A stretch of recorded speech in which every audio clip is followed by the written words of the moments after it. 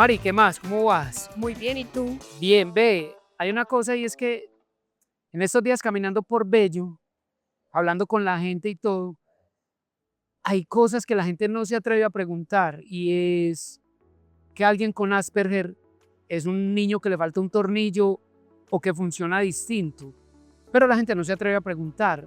¿Vos nos puedes contar como qué pasa con esas personas con Asperger?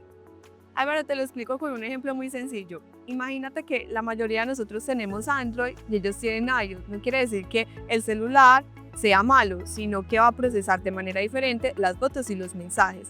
Por eso desde Neurokenza no queremos reparar niños, sino poder brindar a los cuidadores nuevas estrategias e información positiva que ellos puedan poner en práctica en la crianza, porque su papel es fundamental. Entonces, a ver, no es que ellos sean groseros porque quieren ser groseros o que no se comuniquen de la misma manera con todas las personas, sino que es porque ellos procesan distinto la información.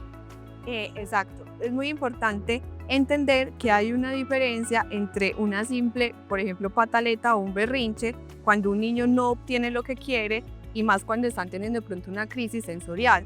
Ellos van a procesar los estímulos de manera muy diferente. De hecho, pueden sentir hasta la luz de manera dolorosa físicamente. Muchas de las cosas que me decía la gente es como, es que yo trato de comunicarme con alguien y no me sostiene la mirada.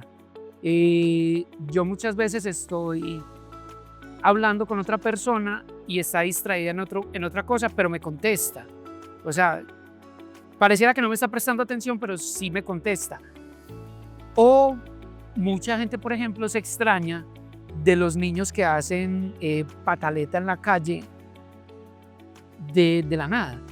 Entonces, ¿qué pasa como en esos casos?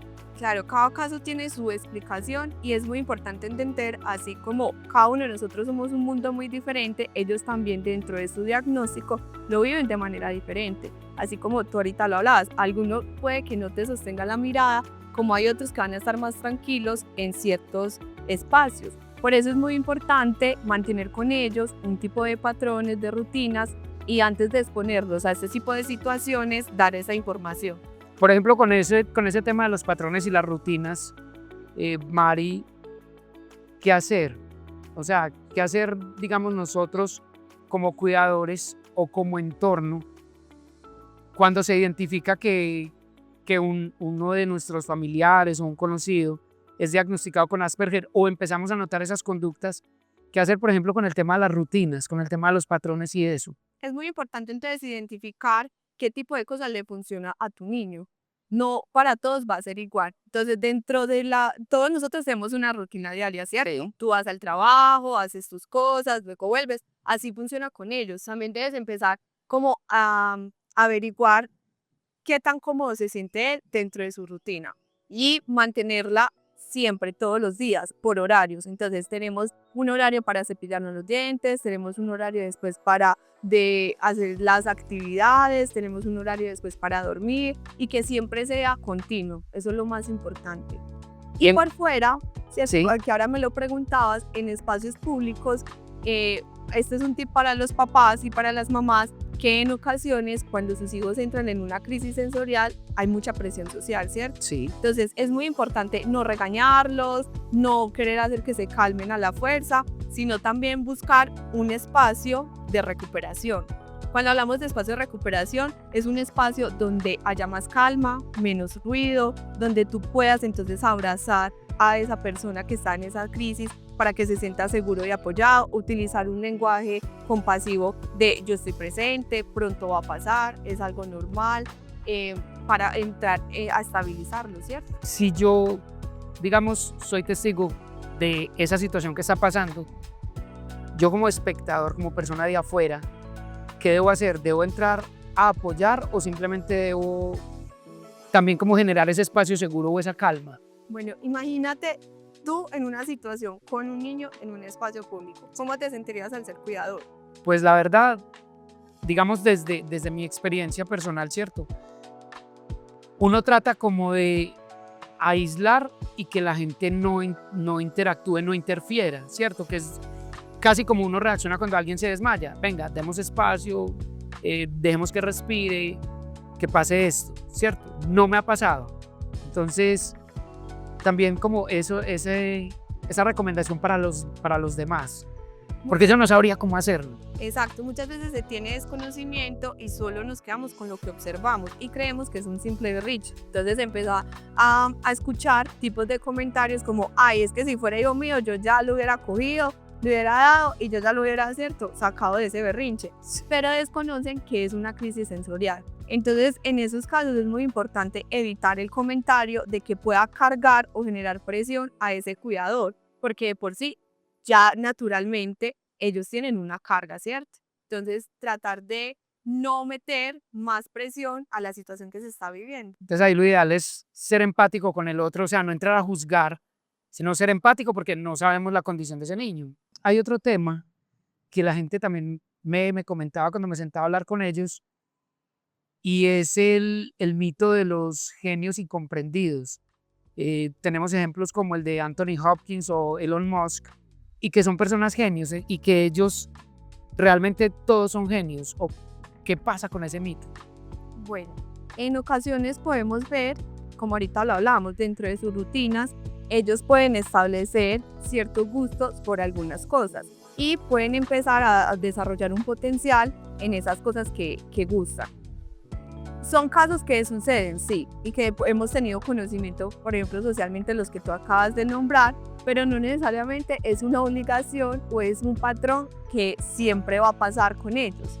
Como ahora lo decía, cada uno es un mundo totalmente diferente y hay que dejar que se exploren, así como nosotros mismos siempre estamos en constante cambio y explorándonos. ¿Qué hacer con ellos cuando sí desarrollan esas llamadas habilidades especiales y que son, digamos, no sé, muy buenos para el ajedrez, muy buenos para las matemáticas, para la pintura, para la música? ¿Qué hacer con ellos? Pues podríamos decir que exploten su potencial, pero realmente es algo que dentro de ellos es un gusto y que van a estar, ¿cierto?, dentro de su estabilidad y en su entorno, ellos lo van a disfrutar. Mari, desde Sanamente hay un abordaje del tema que es Neurocrianza 360, ¿cierto? Allí, ¿qué dimensiones estamos teniendo en cuenta y qué papel dentro de eso juegan los cuidadores? Bueno, en Neurocrianza 360 tenemos como objetivo poder llegar a los cuidadores. Hablamos de cuidador porque la realidad es que hoy en día no solo cuida papá y mamá, a veces son los abuelos, tíos o hasta personas externas de ese núcleo familiar.